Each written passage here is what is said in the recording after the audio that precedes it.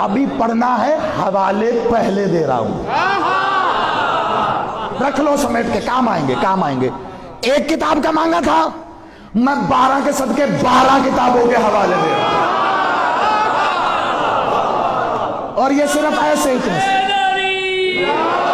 اچھا مزے کی بات ہے، دیکھو بات کیا ہے، ثابت کیا کرنا ہے کہ شہزادے کی شہادت ہے، یہ ثابت کرنا ہے۔ تو میں ظہور ثابت کر دوں، شہادت تو خود ہی ہو جائے گی۔ جھگڑا تو اسی بات پہ ہے، عصمت کی عمارت جو گری ہوئی ہے لوگوں کی غلط روایتوں کی وجہ سے، وہ اسی لیے ہے نا کہ شکم مادر سے منسوب کرتے ہیں، جبکہ یہ صریحاً غلط ہے معصوم کا، کیونکہ ظہور ہے، ہم تو اسی بات کے قائل ہیں۔ تو چلو پھر ایک لمحے جلدی سے سن لو، میں اہل تشیع کتابوں کے حوالے دوں تو بات تو اہل تشیع کتابوں کے حوالے دے دی، مزہ تو تب آئے گا جب اس روایت کا حوالہ ہو اور کتابیں ہوں اہل سنت کی۔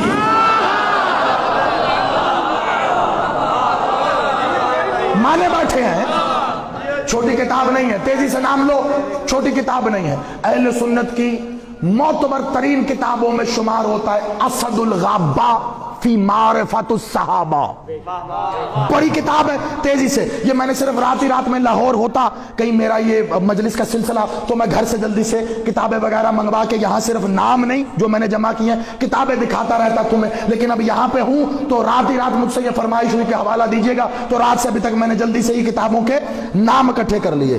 لو بھائی ایک سیکنڈ، تو یہ جلدی سے لے لو، اسد الغابہ فی معرفت الصحابہ، اور بڑا نام ہے، نمی جلد سمیٹتے جاؤ، ٹھیک ہے۔ عزیز الدین ابن الاسیر، مسند امام الشہید الشیخ عزیز اللہ کی جلد نمبر 1، یہ ساری اہل سنت کتابیں ہیں۔ لباب الانصاب علامہ ابن فندوق کی جلد نمبر 1، تاریخ کامل بہت بڑی کتاب ہے پھر اہل سنت کی، علامہ ابن الاسیر۔ پھر آ جاؤ صفوۃ الصفوہ علامہ ابن جوزی بڑا نام ہے، پھر ان کی کتاب ہے، تیسری جلد ہے، پھر تیسری جلد ہے الطاہرہ علامہ دولابی کی۔ پھر آ جاؤ سیرت ابن اسحاق علامہ ابن اسحاق کی۔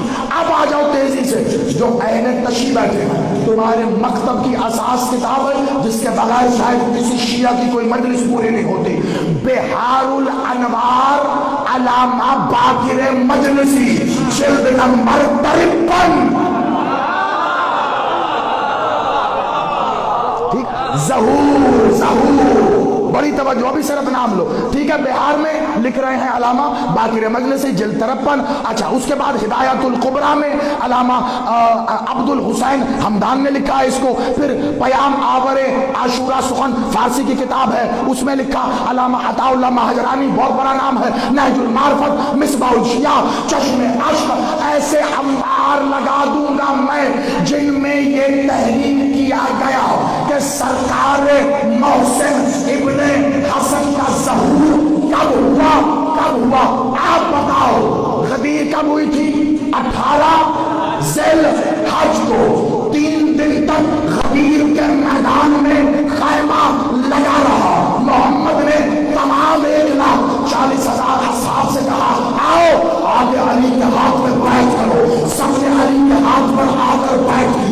3 دن تک یہ بیعت کا سلسلہ جاری رہا، 18، 19، 20، یہ 3 دن اسی میدان میں بیعت ہوتی رہی۔ یہ قافلہ واپس مدینے پہنچا، سرکار محسن کا ظہور 22 ذی الحج کو ہوا، کس صورت میں کہ مخدومہ عالیہ نے اپنی آغوش سے محسن کو ظاہر کر کے اپنے ہاتھوں سے علی کو دیتے ہوئے کہا اے ولی اللہ، حجاب اللہ کی طرف سے غدیر کا تحفہ۔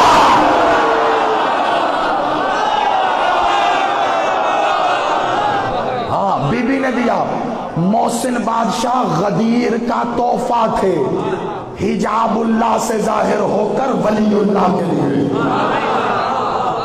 غدیر کے تحفے کے طور پر دیا گیا۔ بادشاہ کا ظہور ہے 22 ذی الحج، اس میں چند کتابیں جنہوں نے 24 بھی لکھا ہے، لیکن زیادہ جو مستند ہیں وہ کہتی 22 ذی الحج کو بادشاہ محسن کا ظہور ہوا۔ مشبر مخدومہ کا ایک اسم معلی ہے، حسن اور حسین کو ملا کے نام رکھتے ہو نا، کیا کہتے ہو؟ تو اب آپ کہیں گے جی ایک نقطہ تو یہ بھی رہ گیا، میرے جانے کے بعد آپ کے ذہن میں آئے، مجھے پتا اس لیے پہلے جواب دے رہا ہوں کہ حسن و حسین کو ملا کے تو حسنین ہے، آپ کہہ رہے ہیں تیسرے شہزادے نے ظہور کیا، تو پھر تیسرے کو ملائیں گے تو کیا ہوا؟ تاریخ میں نام لکھا ہوا ہے، جب تینوں شہزادوں کا نام ملایا جائے گا حسن، حسین اور محسن، تو بنتا ہے محسنین۔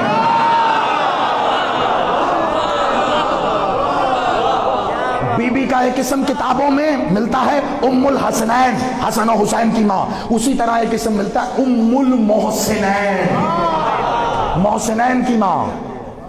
شہزادے کا باقاعدہ ظہور ہے، شہزادے تشریف لائے ویسے ہی جیسے حسن آئے، ویسے ہی جیسے حسین آئے، بالکل ویسے ہی جیسے حسن کے ہاں قاسم آئے۔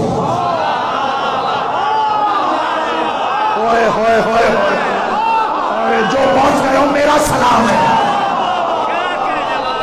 بی بی نے یہی کہا تھا نا کہ مجھے بیٹا چاہیے، تو سرکار حسن نے کیا کہا تھا؟ ایک نور کی چادر تنی، کہا جائیے اندر سے لے آئیے۔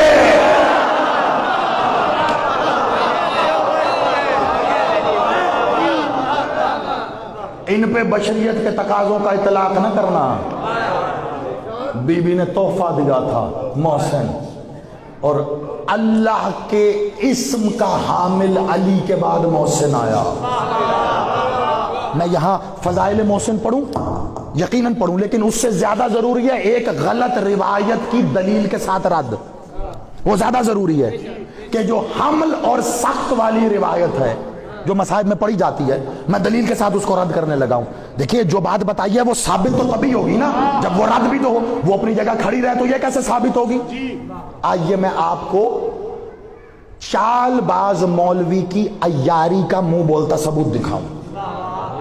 حمل کس زبان کا لفظ ہے؟ عربی کا، اور سخت عربی کا۔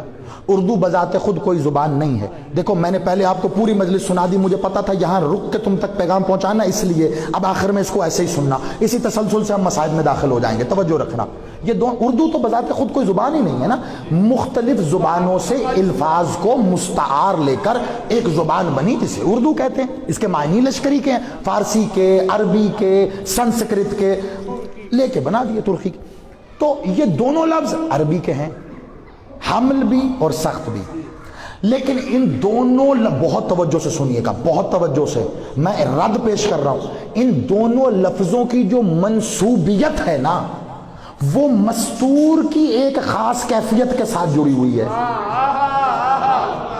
جب ہم کہتے ہیں حمل تو اس سے ہمارے ذہن میں مستور کی ایک خاص کیفیت آ جاتی ہے کہ وہ شکم کے ساتھ حمل کی کیفیت میں موجود ہے، ٹھیک ہے، ایک جڑا ہوا ہے نا سلسلہ۔ اسی طرح جب ہم کہتے ہیں سخت تو وہ بھی اسی کیفیت سے جڑا ہے، یعنی کہ جب کسی مستور کا حمل گر جائے، ضائع ہو جائے، تو اسے کہتے ہیں سخت ہو جانا۔ لیکن ان کے معنی کیا ہیں؟ اصل بات تو تبھی ہوگی نا قبلہ، علمی جواب تو تبھی ہے، یہ تو ایک مستور کی کیفیت کے ساتھ جڑ گئے، ان کے کوئی معنی بھی ہوں گے۔ قبلہ عربی میں حمل کہتے ہیں اٹھا لینے کو، حمل کے اچھا میں کوئی جنگل میں خطاب کر رہا ہوں، آج کل تو گوگل کے ذریعے ہر بندہ ہی آدھا مولوی بنا ہوا ہے، آپ ٹائپ کر کے دیکھ لیں حمل کے کیا معنی ہے، اردو میں بتا دے گا۔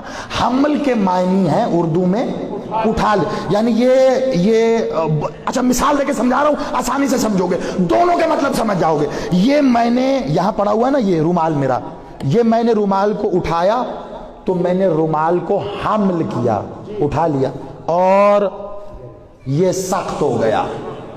سخت کہتے ہیں گر جانے کو، یعنی جو شے اٹھائی ہو اگر وہ اٹھائی شے گر جائے تو اسے سخت کہتے ہیں۔ اگر حمل کے معنی مولوی بضد ہے کہ اس نے شکم مادر سے ہی لینے ہیں، تو پھر قرآن کی اس آیت کو کہاں لے کے جائے گا جہاں اللہ فرشتوں کے لیے کہہ رہا ہے حاملان العرش۔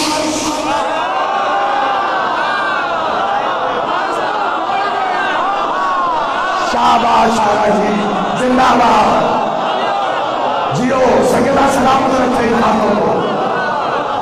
ٹھیک ہے، حاملان रहमानुल अर्श, अर्श को उठाए फरिश्ते, फरिश्तों ने पेट में उठाया हुआ अर्श को, जाहिर ना हो तो हाथों से उठा रखा ना, पैरों पे उठा रखा ना, उठाने को हमल कहते हैं। उठाया हुआ जब गिर जाए तो उसे सख्त कहते हैं। मौलवी ने डंडी ये मारी, पूरी रिवायत को जब उर्दू में बयान किया तो सारी रिवायत को उर्दू में बयान किया।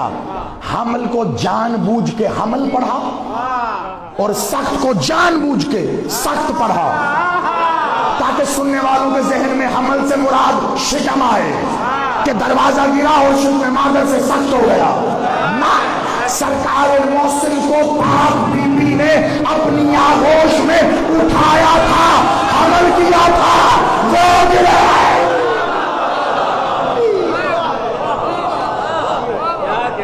यहां पे उठा रखा था, आगोश मादर में थे। बादशाह सरकार ने जब मस्जिद नबवी की तामीर फरमाई है तो उस मस्जिद नबवी की तामीर में मौला मोहम्मद भी खुद मौजूद थे। तरफैन की रिवायत कहती है बादशाह मोहम्मद ने भी खुद मस्जिद की तामीर में हिस्सा लिया। यह बताया आपको आज तक किसी ने कि बादशाह मोहम्मद ने मस्जिद का कौन सा हिस्सा बनाया? तमाम असहाब ने दीवारें खड़ी की, छत खड़ी की, अलग अलग सहन बनाए, अलग अलग। बादशाह मोहम्मद ने क्या बनाया? मस्जिद में एक होती है मेहराब, ये मस्जिद अब या नमाज होती है ना, ये मेहराब कहाँ? जहां पेश नमाज खड़े होके जमात करवाता है उसे बोलते हैं मेहराब। मालिक मोहम्मद ने मस्जिद नबवी की मेहराब तामीर की थी अपने हाथों से। वो जो मेहराब तामीर की थी आज के दौर में, उसी वक्त में, उसके बाद उस मेहराब का एक नाम रखा गया था। उसे आप तो मेहराब कहते हैं ना, लेकिन उसे मेहराब नहीं कहते थे, उसका नाम खुद मौला मोहम्मद ने रखा। जानते हैं क्या? आज भी वो जगह मौजूद है, उसी नाम से मौजूद है। मालिक मोहम्मद ने वो जगह तामीर करने के बाद उसे नाम दिया रियाजुल जन्ना। रियाजुल जन्ना के मायने जन्नत का बाग, जन्नत का टुकड़ा, रियाजुल जन्ना। ये जो रियाजुल जन्ना है ये मालिक मोहम्मद के हाथ का तामीर किया हुआ है। जमाना परेशान रहा इस वक्त तक कि बादशाह मोहम्मद ने पूरी मस्जिद नबवी में से सिर्फ इसी हिस्से को क्यों तामीर किया। लोग यही समझते रहे शायद इसलिए कि बादशाह मोहम्मद ने यहाँ खड़े होकर इमामत करवानी थी, अस्सलात ने सलात कायम करवानी थी, इसलिए यहाँ खड़े होकर मेरे बादशाह ने वो तामीर किया। लेकिन राज कब खुला? राज खुला जब सरकार मोहसिन की शहादत हुई है। क्यों? क्योंकि सरकार मोहसिन की तदफीन इसी रियाजुल जन्ना में हुई है। आखिरी जवाब भी दे दिया मैंने आपको, क्योंकि ये मेरे गले पे कर्ज था। और तदफीन किसने की है? मौला हुसैन ने।